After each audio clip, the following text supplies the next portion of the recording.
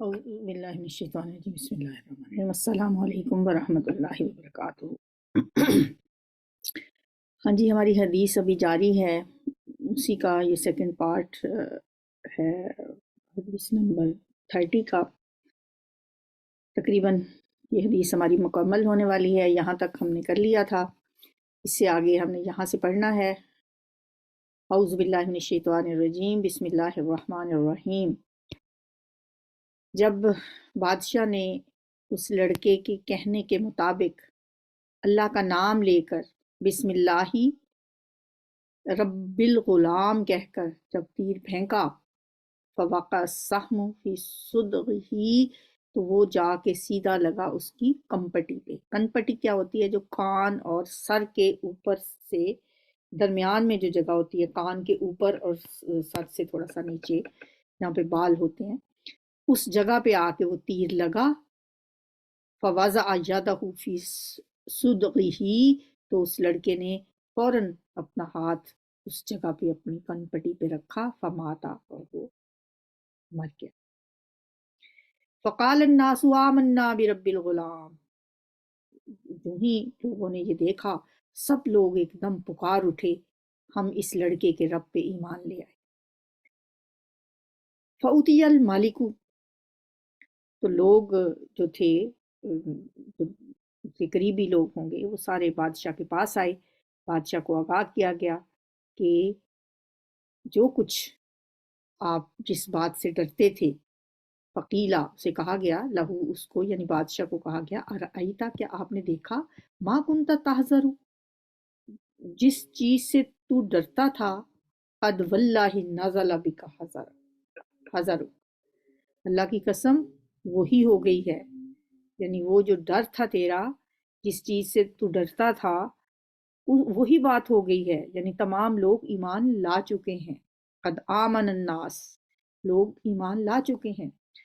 اب ظاہر ہے بادشاہ کو غصہ تو بہت آیا ہوگا۔ فَأَمَرَ بِالْحُدُودِ، اس نے حکم دیا کچھ خندقیں کھودنے کا، کھائیاں کھودنے کا، بِأَفْوَاهِ السَّقَقِ، سڑکوں کے کنارے، سڑکوں کے کنارے کنارے خندقیں کھودنے کا اس نے حکم دیا۔ اخدود، کھائیاں کھودنے کا حکم دیا، جس کا تذکرہ ہمیں سورہ بروج میں بھی ملتا ہے، جو میں نے آیت بھی آپ کو پڑھ کے سنائی تھی، کھائیوں والوں، قتل اصحاب الاخدود، مارے گئے کھائیوں والے۔ فی افواہ السقق، سڑکوں کے کنارے خندقیں کھودنے کا حکم دیا۔ فخدت، وہ خندقیں کھودی گئیں، یعنی بادشاہ کے حکم کی تعمیل کی گئی۔ وَأُزْرِمَ فِيهَا النِّيرَانُ، اور جلائی گئی اس میں آگ۔ نیران ہے یہ لفظ، نیران یہ جمع ہوتی ہے نار کی، آگ کی، نار کی جمع نیران۔ بادشاہ نے جو حکم دیا تھا اس کے مطابق خندقیں کھودی گئیں، بادشاہ نے اس میں آگ جلانے کا حکم دیا، چنانچہ اس کے حکم کے مطابق عمل کیا گیا اور خندقیں کھود کر اس میں آگ جلائی گئی۔ وقال من لم یرجع عن دینہ، اور بادشاہ نے یہ بھی کہا کہ جو کوئی نہ پھرے گا عن دین ہی، اپنے دین سے، فَأَقْہِمُوهُ، پس اس کو اس آگ میں جھونک دو۔ جو شخص اپنے دین سے باز نہ آئے اس کو ان خندقوں میں ڈال دو۔ اور فَأَقْہِمُوهُ، اس کو ڈال دو، اس کو فیہا، ان خندقوں میں، او قیلا، یا کہا گیا، لہو، یا کہو، لہو، اس سے، اقتحم، کہ وہ خود اس میں داخل ہو جائے۔ ففعلوا، تو انہوں نے یہی کیا۔ حتی جاءت امرأۃ، یہاں تک کہ ایک عورت آئی۔ لوگ آتے گئے، ان کو اس آگ میں پھینکتے گئے، جو لوگ نہیں اپنے دین سے پھرے تھے ان کو آگ میں جھونک دیا گیا۔ آخر ایک عورت آئی جس کے ساتھ اس کا ایک بچہ بھی تھا۔ وَمَعَهَا صَبِيٌّ لَهَا، صبی کہتے ہیں بچے کو، اس کے ساتھ اس کا بچہ بھی تھا۔ فَتَقَاءَسَتْ أَن تَقَعَ فِيهَا، تو وہ عورت جو تھی وہ تھوڑا سا ہچکچائی، اس نے پس و پیش کیا آگ میں داخل ہونے سے، کیونکہ ماں کے لیے جب اپنی جان سے بڑھ کر اس کا بچہ ہوتا ہے، اس کے ہاتھ میں اس کا بچہ بھی تھا، وہ تھوڑی سی ٹھہری اور تھوڑی سی اس نے بزدلی اختیار کی۔ फ़क़ाल लहल ग़ुलाम, اس کا وہ جو بچہ تھا، جو لڑکا تھا، جو اس کی گود میں تھا، وہ پکار اٹھا، یا اماں اصبری، اے اماں جان صبر کریں، فإنکی علی الحق، کیونکہ آپ حق پر ہیں۔ یہ جو الفاظ ہیں، اصبری فإنک علی الحق، اے اماں جان صبر کریں، بے شک آپ حق پہ ہیں، یہی الفاظ ہیں جو اس حدیث کے باب الصبر میں لانے کا مقصد ہے، کیونکہ باب الصبر میں یہ حدیث لائی گئی ہے اور اس میں بتانا یہی مقصود ہے کہ وہ بچہ جو چھوٹی عمر میں بولا تو اس نے اپنی ماں کو صبر کرنے کی تلقین کی کہ اماں جان آپ صبر کریں کیونکہ آپ حق پہ ہیں۔ اب یہ دیکھ لیتے ہیں کہ ہمارے جو اس کتاب کے لکھنے والے ہیں، ریاض الصالحین کو جنہوں نے لکھا ہے، ان کا شروع میں نے آپ کو بتایا تھا کہ ہر حدیث میں جو کوئی مشکل الفاظ ہیں وہ ان الفاظ کو بھی آخر میں تھوڑا سا ایکسپلین کر دیتے ہیں، امام نووی رحمہ اللہ۔ یہاں پہ انہوں نے جو الفاظ مشکل سمجھ کے آخر میں مینشن کیے ہیں، ان میں پہلا لفظ ہے ذروۃ الجبلی۔ ذروہ کہتے ہیں اعلیٰ، بلندی، یعنی پہاڑ کا بالائی حصہ، پہاڑ کی چوٹی۔ اور یہ جو لفظ ذروہ ہے نا، یہ واہیہ بکسری ذالی، یہ ذال کے کسرہ کے ساتھ بھی آتا ہے جیسے یہاں پہ ہے، وضمھا، اور اس کے ضمہ کے ساتھ بھی آتا ہے۔ اسے ذروہ بھی بولا جا سکتا ہے، ذروہ بھی بولا جا سکتا ہے، یعنی ذروہ بھی ہے یہ اور ذروہ بھی کہا جا سکتا ہے اس کو، یہ دونوں طرح یہ لفظ مستعمل ہے۔ اگلا لفظ ہے القرقور۔ قرقور کہتے ہیں ایک قسم کی کشتی کو، بضم القافین، دونوں قافوں پر ضمہ ہے، پیش ہے، قرقور، اس قاف پہ بھی پیش ہے، اس پہ بھی پیش ہے، یہ قاف کے ضمہ کے اوپر ضمہ کے ساتھ ہے، یہ دونوں پہ ضمہ ہے۔ نوع من السفن، یہ کشتی کی ایک قسم ہے قرقور، چھوٹی کشتی کو کہا جاتا ہے۔ والصعید ہونا الارض البارزہ، یہاں پر ہونا اس جگہ پہ سعید جو ہے الارض البارزہ، کھلی زمین کے معنوں میں ہے، کھلی زمین، بارزہ یعنی کھلا میدان، کھلے میدان میں بلایا گیا تھا نا لوگوں کو۔ والاخدود الشقوق فی الارض کالنہر الصغیر، خندقیں، اخدود کھائیاں، فی الارض زمین میں، یا خندقیں کالنہر الصغیر، چھوٹی نہر کی طرح، جیسے چھوٹی نہر ہوتی ہے نا، اس طرح کی خندقیں یا کھائیاں جو ہیں انہیں کہا جاتا ہے اخدود، کیونکہ یہ قرآن کا بھی لفظ ہے اس لیے ہم اس سے زیادہ مانوس ہیں۔ قتل اصحاب الاخدود، مارے گئے خندقوں والے، مارے گئے کھائیوں والے، کیونکہ اللہ نے ان کا انجام میں بد بتایا ہے نا اس صورت میں، کہ مومنوں کو یہ اس وجہ سے ستا رہے تھے کہ وہ اللہ پہ ہی مان لائے ہیں، تو ان کا ٹھکانہ، اگر انہوں نے توبہ نہ کی تو ان کا ٹھکانہ جہنم ہوگا، یہ بھی ویسی ہی آگ میں جھونکے جائیں گے۔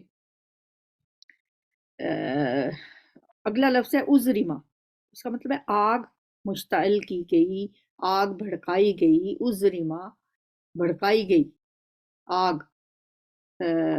آگے ہے مطلب اس کے لیے اوقیدہ کا لفظ آتا ہے نا عربی میں، اوقیدہ، ازرما اوقیدہ، بھڑکائی گئی، جلائی گئی۔ انکفعت، وہ بدل گئی، انکفعت کا مطلب ہے الٹ گئی، بدل گئی، یعنی کشتی جو تھی وہ الٹ گئی۔ تو آخری لفظ ہے تقاعست۔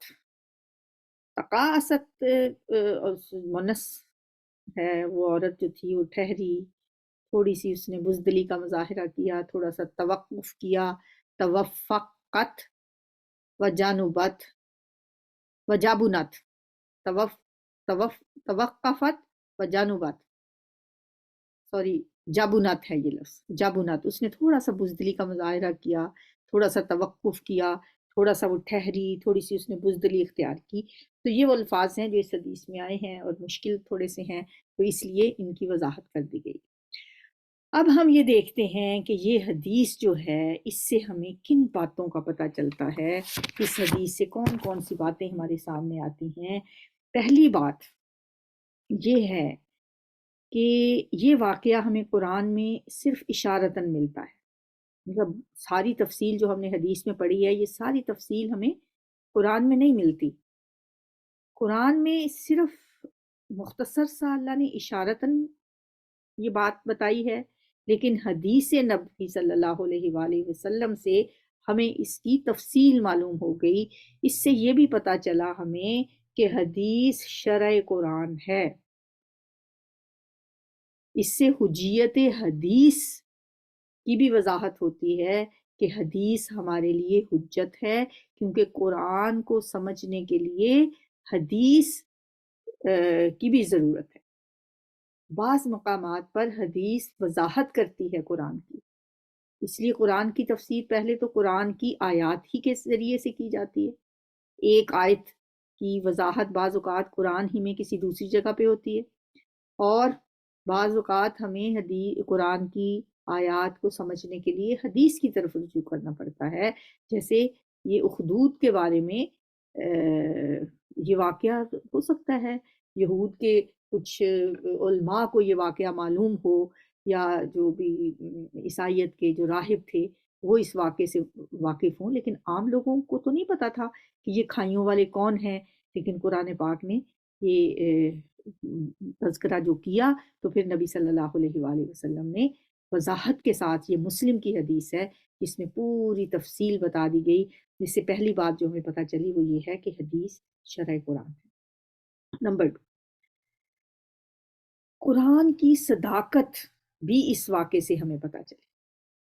قدیم واقعہ تھا جس پہ لیل و نہار کی گرد پڑ چکی تھی اور لوگ اس کو بھول گئے ہوئے تھے، کوئی اس کو اب جانتا نہیں تھا۔ تو اللہ تعالیٰ نے جب اس کا تذکرہ کیا اور پھر نبی صلی اللہ علیہ وآلہ وسلم نے یہ تفصیل بتائی، تو یہ واقعہ قرآن کی صداقت کی دلیل بھی ہے۔ جو لوگ اس واقعے کو جانتے ہوں گے، جب قرآن نے اس کا تذکرہ کیا تو یہ قرآن کی صداقت کی دلیل نہیں تھی کہ قرآن نے وہ بات بتائی جس کو کوئی لوگ جانتے ہی نہیں تھے۔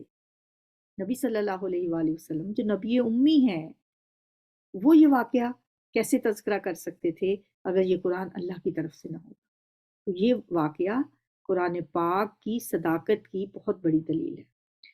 نمبر 3، اس حدیث سے ہمیں یہ پتہ چلتا ہے کہ اللہ کے راستے میں مشکلات تو آتی ہیں۔ جب اللہ تعالیٰ جتنا کوئی نیک ہوتا ہے نا، اتنی ہی نیکی کے راستے میں اس پہ مشکلات زیادہ آتی ہیں۔ تو اللہ کے راستے کی مشکلات پر صبر کرنا چاہیے۔ مشکلات میں صبر کرنا جنت کے درجوں تک انسان کو پہنچاتا ہے، کیونکہ ایک اور حدیث سے ہمیں پتہ چلتا ہے کہ بعض اوقات اللہ تعالیٰ نے کسی انسان کے لیے جنت کا کوئی ایک درجہ بہت اونچا لکھ دیا ہوتا ہے، لیکن وہ پھر اپنے اعمال سے اس درجے تک نہیں پہنچ پاتا۔ وہ ایسے اعمال نہیں کرتا کہ جس سے وہ جو اس کے لیے وہ لکھا ہوا درجہ ہے وہ اس کو حاصل کر سکے، تو پھر اللہ تعالیٰ اسے آزمائشوں میں ڈالتے ہیں، پھر وہ اس پہ صبر کرتا ہے اور صبر کرنے سے پھر اپنے اس درجے تک پہنچ جاتا ہے، کیونکہ صبر کا درجہ بہت زیادہ ہے۔ تو جیسے ہم نے صبر کی اقسام میں پڑھا تھا نا کہ یہ بھی صبر ہوتا ہے کہ جب انسان پہ کوئی مشکل آئے تو وہ مشکل پہ صبر کرے، مصیبت پہ صبر کرے، اور بعض اوقات نیک کام کرنے کے سلسلے میں اس پہ جو پریشانی آتی ہے، وہ نیک کام وہ نہیں کر پاتا، پھر وہ اسے اپنے آپ کو فورس کر کے وہ کروانا پڑتا ہے۔ جیسے وہ عورت تھی بچے کے ساتھ، اب ظاہر ہے اس کو دین تو نہیں چھوڑنا تھا، نیکی کا تقاضا کیا تھا کہ وہ آگ میں کود جاتی، لیکن وہ ہچکچا رہی تھی۔ پھر وہ بچے نے کہا اپنی ماں سے کہ اماں صبر کرو۔ اب یہاں پہ صبر کیا ہے کہ کر گزرو، یہاں پہ رکنا نہیں ہے، یہاں پہ کرنا ہے، یعنی اپنے نفس کو روکنا ہے۔ نفس کیا کہتا ہے کہ بچ جاؤ، اپنی جان بچا لو، لیکن صبر کیا کہتا ہے کہ کر گزرو، کیونکہ بچے نے کہا کہ یقیناً تو حق پہ ہے، تو اس لیے اماں صبر کر، بس جو सब लोग कर रहे हैं वही करो, आग में कूद जाओ और अपने दीन को बचा लो। नंबर 4, इस हदीस से हमें ये भी पता चला कि ये जो बच्चा बोला है ये बोलने की उम्र का नहीं था, बिल्कुल छोटा बच्चा था। जिस तरह हजरत ईसा अलैहिस्सलाम झूले में ही, पंघूड़े में ही, माँ की गोद में ही बोले थे, इन्नी अब्दुल्ला, मैं अल्लाह का बंदा हूँ, उसे बोलने की उम्र तो नहीं थी। इसी तरह ये बच्चा भी अपनी माँ की गोद में बोला जबकि इसके बोलने की उम्र नहीं थी। और तीसरा एक और बच्चा है, 3 बच्चे अब तक, मतलब जो तारीख में हमें हमारे पास जो रिकॉर्ड है, 3 बच्चे हैं जो छोटी उम्र में बोले हैं। इसके अलावा जो हम इधर-उधर के कोई वाक़यात सुनते हैं ना कि फलां बच्चा बोला, फलां बच्चा छोटा होता ही उसने ये कहा, वो सब कहानी है। सिर्फ़ 3 बच्चे आज तक बोले हैं, जब उनके बोलने की उम्र नहीं थी। उनमें से एक ये भी था जिसने अपनी माँ को सब्र की तलकीन की थी। नंबर 5, इससे हमें ये भी पता चलता है कि दीन सीखने के लिए जुस्तजू करनी पड़ती है। जो हक की तलाश करता है उसे हक मिल जाता है। जैसे वो लड़का जादू सीखने के लिए घर वाले भेजते थे उसे, बादशाह ने जादू सिखाने वाला उस्ताद मुकर्रर किया था उसके लिए, लेकिन वो हक की तलाश में था। उसे राहब के साथ पास हक नज़र आ रहा था, तो वो छुप छुपा के भी राहब के पास चला जाता था और वहाँ से हक की तलाश करता था। तो अल्लाह ताला ने उसे रोशनी दिखा दी।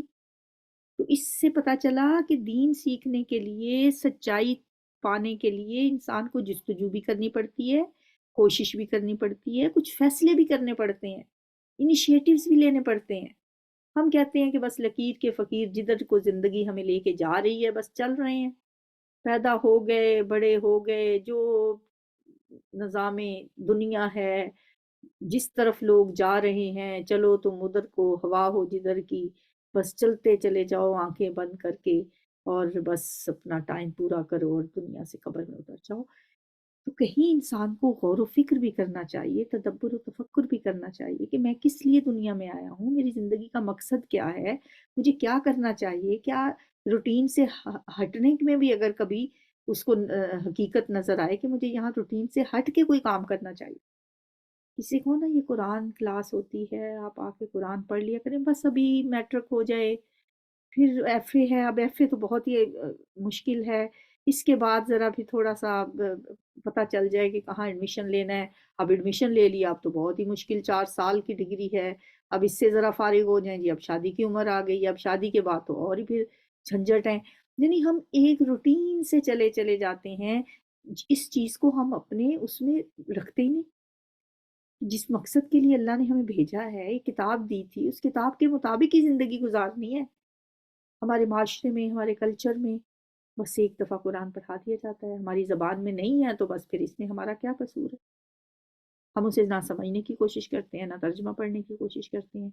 एक रूटीन से चले जाते हैं। तो ये हदीस हमें सिखाती है कि वो छोटा-सा बच्चा था, लेकिन उस बच्चे ने, उस लड़के ने खुद इनिशिएटिव लिया, खुद उसने दीन सीखना शुरू किया, खुद फिर अल्लाह ताला ने उसको देखो कितना मर्तबा भी दिया। नंबर 6, अच्छा अब ये बात एक कही जाती है कि इस लड़के के पास कोई इस्म आज़म था। यानी अल्लाह के नामों में से उसे उस नाम का पता था, जिस नाम के साथ वो दुआ करता था और उसकी दुआ कबूल हो जाती थी। वो कोड़े को ठीक कर देता था, वो बरस वाले मरीज़ को ठीक कर देता था। और भी जो उसकी करामात हैं, वो उस इस्म आज़म की वजह से हैं। देखिए, हमें इस हदीस में ऐसा कुछ पता नहीं चलता, लेकिन ये ज़रूर है कि अल्लाह ने कुरान में फ़रमाया वलिल्लाहिल अस्माउल हुस्ना, अल्लाह के अच्छे-अच्छे नाम हैं, उसे उसके नामों के साथ पुकारो, दुआ माँगो अल्लाह के नामों के साथ, तो अल्लाह ताला दुआ कबूल करते हैं। तो ये हमारा यकीन, हमारा जो है वो इख़लास और हमारा पुख्ता इरादा कि हम अल्लाह से कोई चीज़ मनवाना चाहते हैं, तो वो फिर हमारा माँगने का अंदाज़ जो है, हमारी तड़प जो है, हमारे दिल से निकली हुई जो बात है, उसके माँगने पे है वो। वही अल्लाह के नाम हैं। बहुत सी हदीसें में पता चलता है कि ये अल्लाह के नामों के साथ, या हय्यु या कय्यूम के साथ जो अल्लाह को पुकारता है, अल्लाह उसकी दुआ रद्द नहीं करता। اللہ ताला उसे मांगी हुई चीज़ देता है। बहुत सारी ऐसी चीज़ें हैं जो सूरह फातिहा और सूरह बकरा की आखिरी 2 आयतें पढ़ के मांगी हुई चीज़ उसे दी जाती है। तो मकसद तो ये है कि हम उसे अपने दिल की गहराइयों से, दिल से जो बात निकलती है असर रखती है, पर नहीं ताकत परवाज़ मगर रखती। पर तो नहीं होते बात के, लेकिन वो उड़ने की ताकत रखती है, जो बात दिल की गहराइयों से निकली होती है। तो ऐसा हमें कुछ पता नहीं चलता कि उसके पास इस्म आज़म था या कौन सा इस्म आज़म था। बहरहाल अल्लाह के नाम जो हैं, ये बज़ाते खुद इनमें से अल्लाह ने फरमाया कि लिल्लाहिल अस्माउल हुस्ना, अल्लाह के अच्छे-अच्छे नाम हैं, उसे उन नामों के साथ पुकारो। फिर जी नंबर 7 है कि ये जो इसके अंदर दुआया कलमात हैं इस हदीस में, जो कि ज़ाहिर है ना तो वो कुरान के हैं ना हदीस के हैं, ये पिछली कौमों का एक वाक़या है। उस वाक़े में वो लड़का जो दुआ करता है अल्लाहुम्मा क्फिनीहिम बिमा शित, ये अल्फाज नबी सल्लल्लाहु अलैहि वसल्लम के सामने, और आपने खुद बल्कि ये हदीस जो बयान की है, तो ये अल्फाज आपने ना तो इनसे मना किया ना आपने इनका हुक्म दिया। इस तरह के हदीस की अक़साम है ना, 3 किस्में हैं हदीस की। शुरू में हमने पढ़ा था, एक कौली हदीस होती है जो नबी सल्लल्लाहु अलैहि वसल्लम ने खुद फरमाया, एक फ़ेली होती है जो आपने करके दिखाया, और तीसरी वो होती है तकरीरी हदीस। आपके सामने कोई चीज़ आई और आपने उसे मना नहीं किया, वो आपने उसे देखा और साइलेंट अप्रूवल दे दी, आपने उसे खामोश रह के उसको आपने अप्रूव कर दिया। तो ये कलमात भी, चूँकि आपने रोका तो नहीं इससे, हुक्म भी नहीं दिया, तो इन कलमात के साथ कोई शख्स दिल की गहराइयों से जब भी उस पे कोई ऐसी मुश्किल या परेशानी आए, तो वो अल्लाह को इन कलमात के साथ अगर पुकारे अल्लाहुम्मा क्फिनीहिम बिमा शित, तो अल्लाह ताला उसकी दुआ कबूल करेंगे इंशाअल्लाह। लेकिन ये समझना कि बस जिसने ये कलमात पढ़ लिए, बस ये कलमात के अंदर ही कोई चीज़ है, नहीं।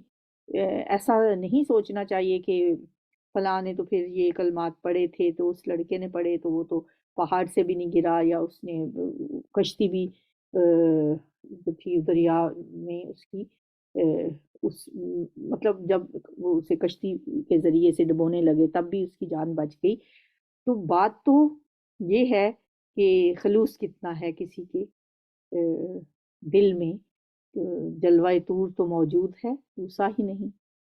ये अल्लामा इकबाल के शेर का एक मिसरा है ना, कि आज भी कोहे तूर तो मौजूद है, कोई मूसा हो तो फिर है ना। तो ये एक बात हमें पता चलती है इसके ज़रिए से कि अखलास से पुकारे अगर इंसान, तो अल्लाह का हर नाम ही इसमें आज़म हो सकता है। कुरान में आता है ना, उदू रब्बकुम तज़र्रुम व खुफिया, अल्लाह को चुपके-चुपके और आजिज़ी से पुकारो। तो इस तरह पुकारने वाला अगर कोई होगा, तो आज भी अल्लाह के नाम भी और ये दुआएँ भी इसमें आज़म का काम कर सकती हैं। जैसे कि अल्लामा इकबाल ने कहा था ना, फ़ज़ाए बद्र पैदा कर, फ़रिश्ते तेरी नुसरत को उतर सकते हैं गर्दों से कतार अंदर कतार अब भी, लेकिन वो वैसा दिल कहाँ से लाएँ, वो वैसा अंदाज़ कहाँ से लाएँ। वो फ़ज़ाए बद्र पैदा हो तो फ़रिश्ते उतरे ना। तो सिर्फ़ अल्फ़ाज़ में कोई जादू नहीं होता। दिल की हालत का इंसान को पहले जायज़ा लेना चाहिए कि किस दिल से वो अपने रब को पुकार रहा है। नंबर 7 था जी, आगे नंबर 8 है कि ये क्या था जो उस लड़के के साथ वाक़यात हुए हैं, क्या ये मौजज़ात थे? बाज़ औक़ात हम ऐसे ही कहते हैं, या अल्लाह कोई मौजज़ा ही कर दे, या उसके साथ ये मौजज़ा हो गया। नहीं, मौजज़ा नहीं था ये। मौजज़ात सिर्फ़ पैगंबरों के साथ होते हैं। आम इंसान जो पैगंबर नहीं होते, उनके साथ अगर कोई ऐसा वाक़या होता है जो कि फ़ितरत से हट के होता है, जो उसको हम करामत कहते हैं। करामतें तो अब भी हो सकती हैं। अंबिया के साथ मौजज़ात होते थे, और करामत किसी भी नेक शख़्स, अल्लाह के वली, अल्लाह के नेक बंदे के साथ करामत हो सकती है। अ, और اگلی بات 9 نمبر پہ کہ آخرت کا جو انجام ہے، جو اچھا انجام ہے، وہی اصل کامیابی ہے، اور وہ متقین کے لیے ہے۔ متقین کو ملتا ہے آخرت میں کامیابی، ان کے حصے میں آتی ہے۔ دنیا میں بادشاہ بھی کوئی بن جائے، اپنے آپ کو رب بھی بنا لے اور اپنے آپ کو بڑا جتنا مرضی وہ اونچا کر لے، لیکن یہ کامیابی کامیابی نہیں ہے۔ اصل کامیابی آخرت کی کامیابی ہے۔ آخرت کا اچھا انجام جو ہے وہ صرف متقین کے حصے میں آتا ہے، جیسا کہ ان مومنوں کے حصے میں آیا جن کے لیے بیٹھ کے لوگ تماشا دیکھ رہے تھے کہ کس طرح ان کو کھائیوں میں جھونکا جا رہا ہے، کس طرح ان کو جلایا جا رہا ہے، لیکن اللہ تعالیٰ نے ان کے لیے بظاہر لوگوں کو جو آگ نظر آ رہی تھی وہ ان کے لیے آخرت کی جنتوں کی باغات تھی۔ بس ایک دفعہ ان کے لیے یہ مشکل کام تھا، آخرت میں ان کے لیے کامیابیاں ہی کامیابی۔ اور آخری بات یہ کہ حق کے علمبرداروں کے لیے جو ایسے واقعات ہیں وہ ہمیشہ استقامت کا باعث بنتے ہیں۔ یہ جو واقعہ سنایا گیا، یہ واقعہ ہمارے لیے استقامت کا باعث بنتا ہے۔ ہم اس سے سب سے بڑا سبق جو لیتے ہیں وہ یہ ہے، وہ ہے صبر، استقامت، استقلال، جم جانا، اپنے دین کو بچانے کے لیے آخری حد تک چلے جانا، اپنی جان تک کا نذرانہ پیش کر دیا ان لوگوں نے۔ تو اس میں ہمارے لیے بہت بڑا سبق ہے کہ اصل چیز دین ہے، اور دین کو بچانے کے لیے انسان کو نہ سب کچھ نچھاور کر دینا چاہیے، کیونکہ اسی میں آخرت کی کامیابی ہے، اسی میں انسان کے لیے اچھا انجام ہے۔ تو یہ حدیث الحمدللہ مکمل ہوئی۔ اللہ تعالیٰ سے دعا ہے کہ ہمیں سمجھنے کی توفیق دے، ان حدیث کو ان پہ عمل کرنے کی توفیق عطا فرمائے، اور ہمیں اس سے سبق لینے کی اور اپنی زندگیوں میں ان کو نافذ کرنے کی توفیق عطا فرمائے، اور ان کو پڑھتے پڑھاتے کوئی غلطی کوئی کوتاہی اگر ہو گئی ہو تو اللہ تعالیٰ ہم سے درگزر فرمائے۔ سبحانک اللہم و بحمدک، نشہد ان لا الہ الا انت، نستغفرک و نتوب الیک۔ السلام علیکم ورحمۃ اللہ وبرکاتہ۔